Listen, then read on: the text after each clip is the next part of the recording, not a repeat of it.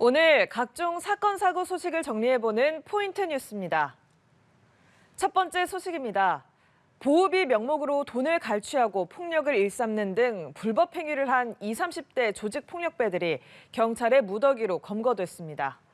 이들은 경쟁 조직을 이겨 흡수하기 위해 조직원들에게 종합 격투기까지 배우게 한 것으로 드러났습니다. 한웅희 기자입니다. 길거리에서 90도로 인사를 하는 남성들. 무리 중 한 명이 검은색 옷을 입은 남성을 갑자기 밀치더니 남성이 쓰러지자 다 같이 달려들어 때리기 시작합니다. 10분 넘게 이어진 집단 폭행. 조직폭력배 조직원이 지인에게 맞았다는 이유로 다른 조직원들까지 불러와 폭행한 겁니다. 경기 남부경찰청은 1년 7개월간 이 폭력 조직을 수사해 행동대장급 조직원 A씨 등 12명을 구속하고 44명을 불구속 입건했습니다. 이들은 2015년부터 8년 동안 경기 평택의 유흥업소 30여 곳에서 보호비 명목으로 총 2억 3천여만 원을 뜯는 등의 혐의를 받습니다. 유흥업소 이권을 따내기 위한 폭력 행위부터 불법 도박장 운영까지 범죄 혐의만 26개에 달합니다. 업주 등 피해자들은 보복이 두려워 신고를 하지 못한 것으로 드러났습니다. 저희는 가게를 하면서 생계가 달린 문제입니다. 조직폭력배이기 때문에 무섭고 두렵고 하도 강력 사건도 많이 일어나기 때문에 저희 진짜 무서워요. 이번에 붙잡힌 56명 중 49명이 MZ세대로 불리는 20, 30대로 10대 청소년을 가입시키고 경쟁 조직을 흡수하며 조직을 키운 것으로 알려졌습니다. 특히 경쟁 조직과의 싸움에서 밀리지 않기 위해 조직원들에게 종합격투기 수련을 받게 하기도 했습니다. 가장 중요한 조직 행동 강령 기치로 내세운 것은 경쟁 조직과 싸우면 절대 지지 않는다는 행동 강령 아래 조직원들이 종합 격투기 훈련 등을 실시한 것으로 확인되었습니다. 경찰은 이들의 범죄단체 조직죄를 적용하는 한편 형사기동대 등을 활용해 조직폭력배 활동을 집중 단속한다는 방침입니다. 연합뉴스TV 한웅입니다. 다음 소식입니다. 94만 명이 동시에 투약할 수 있는 코카인이 울산의 한 항구에서 발견됐습니다.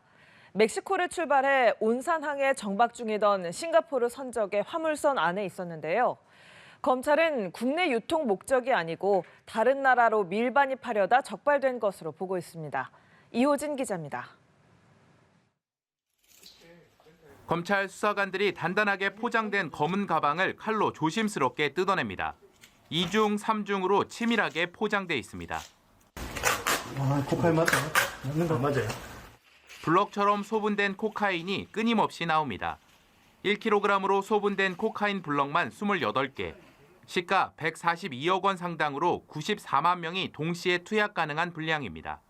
대구지방검찰청은 지난 5일 울산 온산항에 정박하고 있던 멕시코발 2만 5천 톤급 화물선에서 코카인 28.43kg을 발견했다고 밝혔습니다.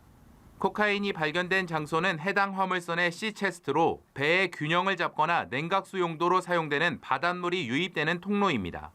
검찰은 이 코카인이 지난해 화물선에 응입된 것으로 추정되며 승선한 선원들이 코카인 밀수에 관여한 정황은 확인되지 않았다고 밝혔습니다.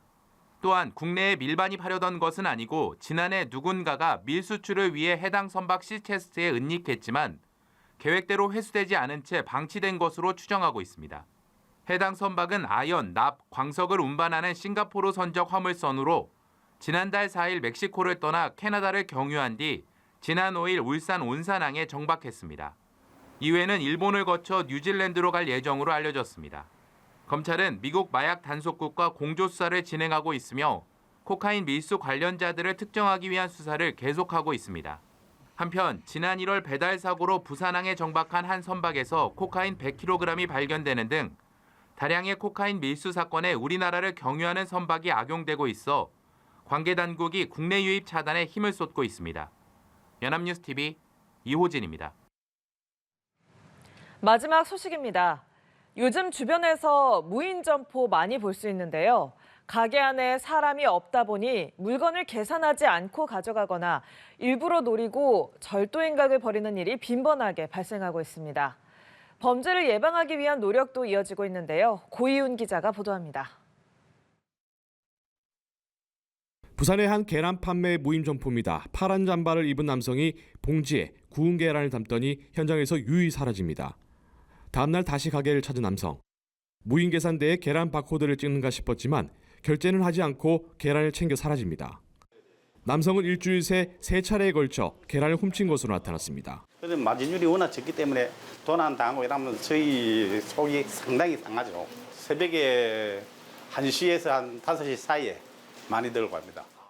경찰청에 따르면 지난 2022년 기준 전체 무인점포 절도 건수는 6천여 건으로 하루 평균 13건 정도 발생한 것으로 나타났습니다.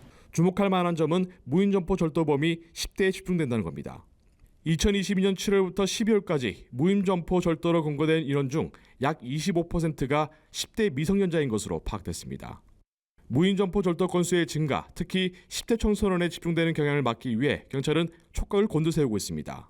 최근 발생하는 무인점포 소년범죄의 전연령화와 강범위화 추세에 맞춰가지고 학교의 현장 진출해서 학생들이 죄의식 없이 범하기 쉬운 무인점포 소년범죄에 대해 예방할 수 있는 그런 교육 활동을 진행하고 있고, 무인점포 절도는 주로 10만 원 미만 소액 사건이 대다수인 탓에 경찰 대응력도 한계가 있는 만큼 범죄 예방에도 초점을 맞추고 있습니다. 특히 점포 내 양심 거울이 주목받고 있습니다. 본인들이 스스로가 좀 이제 절도나 이런 게 조금 충동적으로 생기는 경우가 좀 많다고 이제 전 알고 있기 때문에 저희가 계산을 할 때든 둘러볼 때든 이런 자기 모습도 보고 문구도 보면서 범죄 예방에 대한 조금 경각심을 좀 심고자 이렇게 설치. 제주 서부경찰서에 따르면 관내 5곳의 무인 점포에 양심 거울을 설치했더니 석 달 동안 피해 신고가 설치 전보다 57% 줄은 것으로 나타났습니다. 연합뉴스 TV 고희입니다.